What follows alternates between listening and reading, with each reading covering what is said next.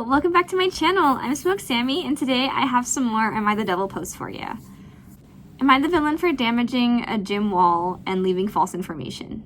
You know, I think I should actually switch this. So if I'm reading them from r/Am I the Devil, instead of saying Am I the villain, I should just say I'm the devil for. Yeah, okay. I'm the devil for damaging a gym wall and leaving false information. So my regular gym is closed tonight. I went and traveled to another gym that sometimes I occasionally visit a couple of towns away from where I live. I lied to the gym staff that I left my key card in the locker room. I don't hold a membership to this gym.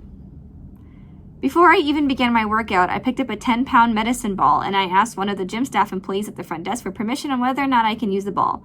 He looked perplexed and even asked his coworker if I could. The coworker mumbled something, I didn't hear her, so I assumed I also got her approval. What? Buddy, come on now. How the damage occurred was because I was throwing the medicine ball against the wall.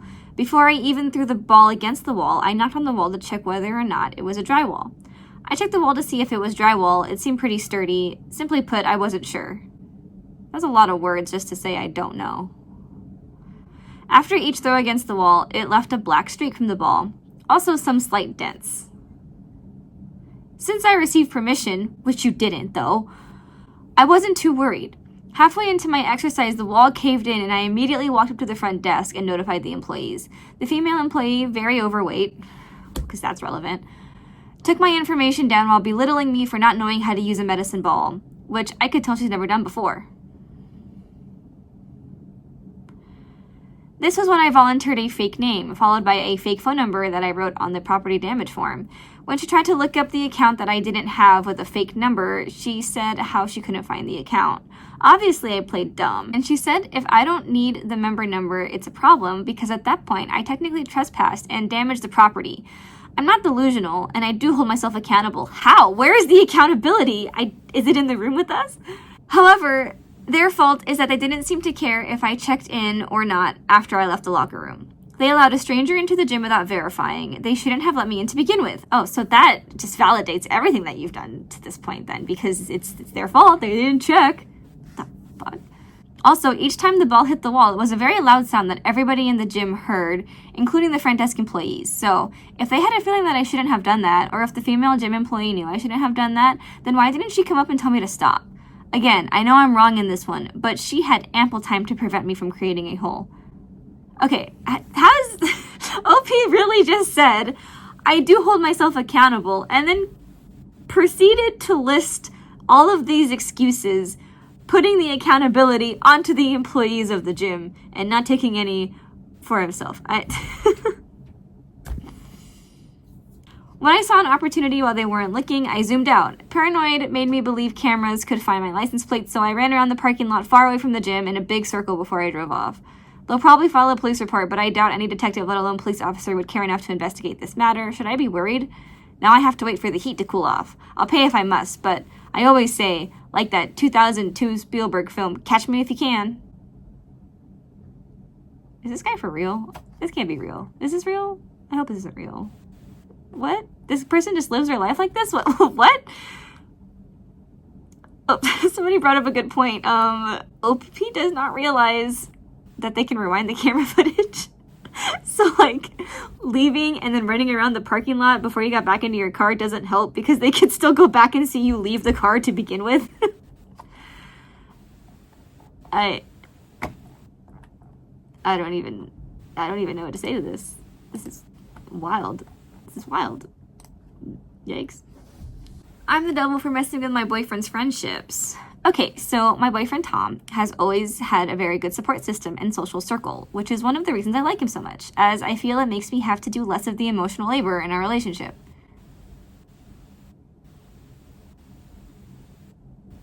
It's kind of weird. I like him so much because I don't have to be burdened by his emotions, okay? Great. The problem is Tom's closest friend, Mark. Mark is extremely annoying to be around. He talks constantly and loves being the center of attention. Whenever Mark is around, Tom starts acting completely different. Tom's always been a bit of a people pleaser, but with Mark, it's to a whole other level. He'll drop everything the second Mark opens his mouth. Tom and I frequently host parties, and I often organize plans for the group. Tom's friends and mine have merged very well, so we often hang out as one group. Recently, I've stopped including Mark. Tom is furious about this, but I feel I have the right to feel comfortable in things I organize, and watching Tom fawn over Mark makes me uncomfortable. Like, it makes you jealous. I think the word you're looking for here is jealous. Tom's offered to organize himself, but I don't think he does it as well as I do. Now other people and Tom's friends have started noticing Mark's absence, and it's putting a strain on his friendships. Everyone else in their friend group also seems to love Mark and treat him like he's God's gift to man. Am I the villain for wanting to invite who I like? Mark is Tom's oldest and best friend, and this has put a massive strain on our relationship, and even my relationship with the rest of the social circle, as these events have sort of painted me in a bad light. Well, yeah, you're excluding this guy because you don't like his friendship with your boyfriend. Like, that's part of being in a relationship with someone, accepting the people that they're close to. Sorry, you don't get to just decide that your boyfriend's oldest and best friend doesn't have to be involved in things anymore. That's rude. Well, and everybody likes Mark, so like, I don't know, OP sounds like the common denominator in all this. I'm the devil for bringing peanut butter cookies to a party after finding out a neighbor's kid has a peanut allergy. Oh, yes, you are the devil. Wow. We lived in a nice suburban neighborhood and were on good terms with all of our immediate neighbors. Our neighbors across the street invited a bunch of families to their home for an impromptu barbecue pool party potluck. Bring your own entree, bring something to share, have a good time, etc. The invite went out around lunchtime for a party in late afternoon. My wife and I usually keep a bunch of those pre-mixed bags of cookie doughs where you just add an egg and some oil and whatnot for things like this. So we decided to grab one and make some peanut butter cookies to share.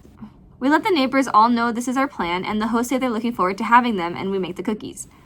Later, we got a direct text message from one of our other neighbors saying that their 4-year-old daughter is allergic to peanuts and is asking us to please make something else. Since this is the first time we've heard of her peanut butter allergy, we asked for more details. Our neighbor advised us that it's an allergy that, if she eats one of the cookies, will make her very sick.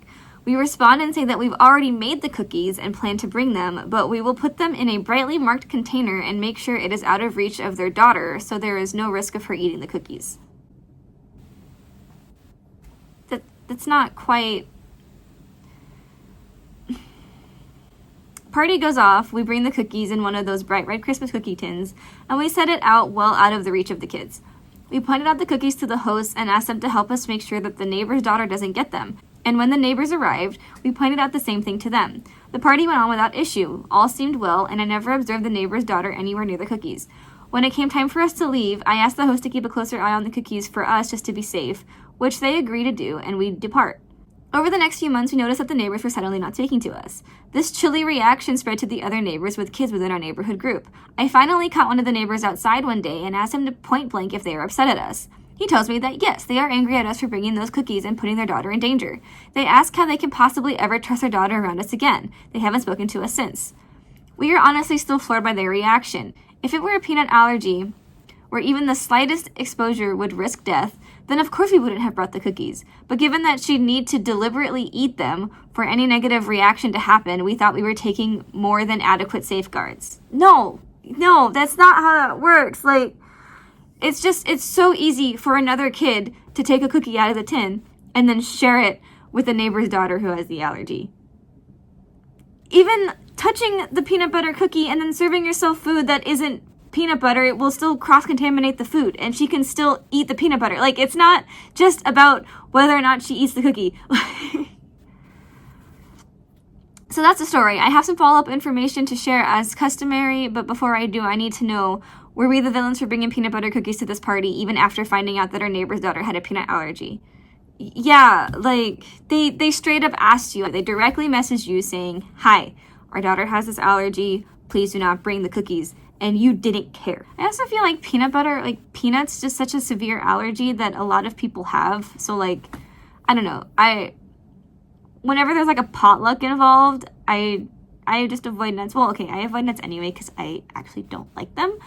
But if I did like nuts, that's something that I would just avoid bringing to a potluck, you know, unless I was like sure that everybody that will be attending doesn't have a peanut allergy,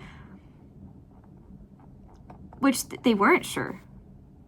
And then when they found out, they didn't care. That's wild to me. What? And OP even says that they have multiple cookie options. in the beginning. They're like, we keep a bunch of those pre-mixed bags of cookies. Just make more. Make more that weren't peanut butter. I think I married the wrong woman. Oh. Hey y'all. I married my now wife after 3.5 years of dating last week. I have not talked to a single soul about this, so really using this to get off my chest and maybe see what other Redditors have to say. It's probably not going to be good, buddy. The first 3 years were amazing. We were so in love. But after 3 years or so maybe starting early 2024, I began to feel like I wasn't sure anymore about getting married. Then don't get married. I definitely lost passion for her, and to put it in short, I still love her but wasn't in love with her, if that makes sense. But I decided to not call it off or really say anything about my feelings and just bottle them up due to 1, deeming it as just nerves/cold feet, 2, didn't want to break her heart, 3, so much time/money wasted, 4, telling myself that the last 3 years were so amazing it'll go back to normal soon, and this was just a slump. This poor woman. Anyway, decided to go through with the marriage. It was a great wedding and now on a great honeymoon, but my feelings haven't really changed. I love her so much, but I'm not in love with her. Definitely not the way she's in love with me. She's an amazing wife and an amazing girl. All day she reads books about how to be a better wife, asks to cuddle, have sex, wants to spend time together. And I do like these things with her, and sometimes it's super fun and we have great days. But behind my smiles, I just keep thinking I'd rather be single. I think she can tell sometimes too. Sometimes at night she'll get really sad and saying, I thought you would have been happier to be married, and it breaks my heart. Truthfully, sometimes I daydream about if we never met or how my life would be if I broke this off before we got married. Just... What a coward. You're a coward. You're a coward. Now you're gonna drag this along. She already knows that you're not as into this as she is. She's already sad about it. Like, dude. But now we're married and I feel like I'm trapped. I can't do anything about these feelings. If I told her, it would crush her. She loves me more than life itself. But at the same time, I'm not truly happy on the inside. My plan is once I get back, I'm just going to envelop myself in work and hope to forget about some of these feelings. Probably won't say anything to anyone still. If I can get a time machine and go back to break it off, I probably would. I don't even know what to say about this. That's just so... If you're not sure, don't get married. Plain and simple. Like, you had an out. You still, I guess, do, but you're gonna hold this in? You're gonna keep holding this in and stringing her along?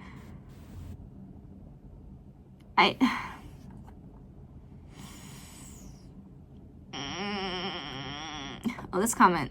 I think I just read a cheater's origin story and it makes me feel gross. Yeah. Yeah, This is so sad. Next story. I inadvertently ruined my friendship with my best friend. Disclaimer, I know what I did sounds crazy, but I promise I had the best intentions. Oh, that's... My friend was in a relationship for 2 years. He's a great dude, hits the gym, good job, money, etc. The last year I realized he was in an abusive relationship. His girlfriend would verbally abuse him in front of me, and he's not the type of guy you would really expect to be abused. I can only imagine what went on behind the scenes. I was disgusted by the way she treated him and tried to get him to leave. He wouldn't though, and got really defensive. I felt trapped and wanted to show him that he deserves better. Again, I know it sounds crazy, but I didn't know what to do. So I messaged her and started flirting with her, and we eventually started hooking up. I swear to God I didn't do this for my own pleasure, but only to show him the type of woman he was dealing with. Right. He eventually found out, and the good news, broke up with her, but he has cut me off completely. Yeah. I'm blocked everywhere. Even when I explained why I did it, he still doesn't believe me, and I know it sounds ridiculous, but I had the best of intentions. I have no reason to lie on here anonymously, and I just need advice on explaining the situation, and may send him this from my burner number. What the fuck? the logic isn't logicking. I think OP is so desperate to prove to himself that he is not the piece of shit that he is. That he has just really pushing the whole, I had the best intentions. I did this for you, buddy. Like, no. First of all, Bad plan. Second of all, the word he eventually found out. So, like, did you tell him? Did you come to him and say, hey, your girl is not the girl that you think she is, and here's why? No, I think you just let it keep happening until he found out on his own. I wouldn't believe you either. I don't believe you now. I have no reason to lie anonymously. You know, the thing is, I don't think you're necessarily lying. I just think that you're delusional. And you're trying to justify this bad thing that you did, and you're not doing a good job, and you want other people to justify it too, but I don't think that's gonna happen here. You fucked up. You did.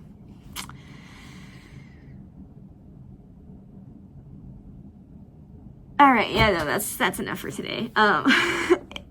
Thank you for watching. If you like this content or you like me, go ahead and subscribe, and I will see you next time. Okay, bye.